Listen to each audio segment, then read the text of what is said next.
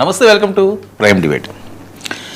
సౌత్లో ఎందుకంటే నార్త్ అంతా కూడా ఒక రకం అయితే సౌత్లో ఒక రకమైన రాజకీయాలండి. జిగుప్సాకరమైన రాజకీయాలు అనాలో, డర్టీ పాలిటిక్స్ అనాలో అసలు అర్థం కాదు. రాజకీయాలు ఇష్టం వచ్చినట్లుగా చేసుకోండి, మీరే గెలండి, ప్రజలను ఒప్పించి. ఎవరు అనరు. ఎందుకు ఆడవాళ్ళని లాగుతారు?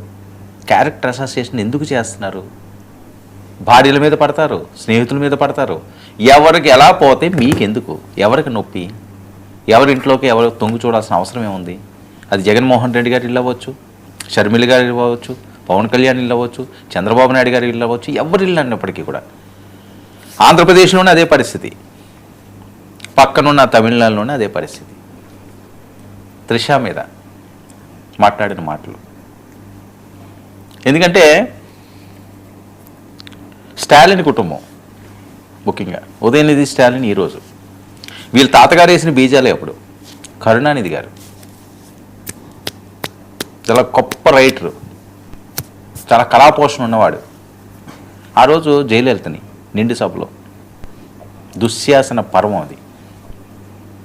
స్టాలిన్ వరకు వచ్చేసరికల్లా అంత లేదు, మహిళలు అంటే గౌరవం, ఒక పద్ధతిగానే ఉన్నాడు. ఆయన నాన్నగారిని లెగసీ తీసుకుని ముందుకెళ్ళలేదు. మరి తాతగారి పోలికలు వచ్చినాయేమో ఇతనికి, మళ్ళీ మొదలుపెట్టాడు.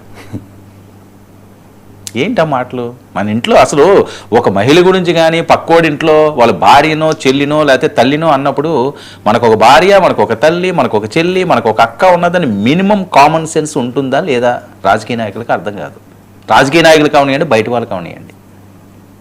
త్రిష తోటి నటి, ఇతను ఇండస్ట్రీ మనిషే కదా. ఒక ఉప ముఖ్యమంత్రి స్థాయి, ఉప ముఖ్యమంత్రి స్థాయిని దిగజారిపోయి ఈ రకంగా మాట్లాడడం అన్నది చాలా అరుదుగా వస్తుంటుందేమో.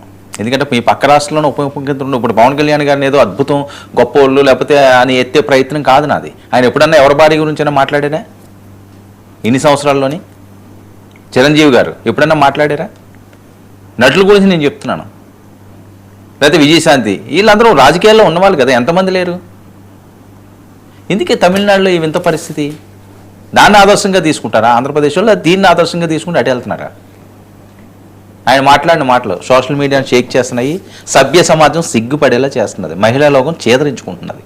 మీరు మారరా అని. గెలాలంటే చాలా ఉంటాయి, ప్రజలను మెప్పించండి, ఒప్పించండి, గెలండి. అంతేగాని వాళ్ళు ఏదో సంబంధాలు ఉంటే ఉన్నాయో లేవో మనం వెళ్ళి తొంగి చూసామా? సరే ఉన్నాయి బాయ్, నీకేంటి ప్రాబ్లం? లేదా ఇంకొకటికి ఏంటి నొప్పి? ఎవరితోటి ఎవరికుంటేని వాళ్ళకి లేని నొప్పి పక్కోడికి ఎందుకు? నీకు కదా తగిలితే నొప్పి రావాలి. రాజకీయాలు చేయాలంటే ఎవరో మహిళను లాగాలా? తోటి నటీమటిగానా? వాళ్ళు ఎందుకు వాళ్ళ ఇమేజ్ని దెబ్బతీస్తారు? లేనిపోని అన్నీ అంటకడతారు. విజయ్ ఎవరింటికి వెళ్తే మీకెందుకు? ఏం చేస్తే మీకెందుకు? మీరు ఎవరింటికి వెళ్తున్నారని ఎవరైనా మాట్లాడుతున్నారా? ఎవరి పర్సనల్స్ వాళ్ళకు ఉంటాయి.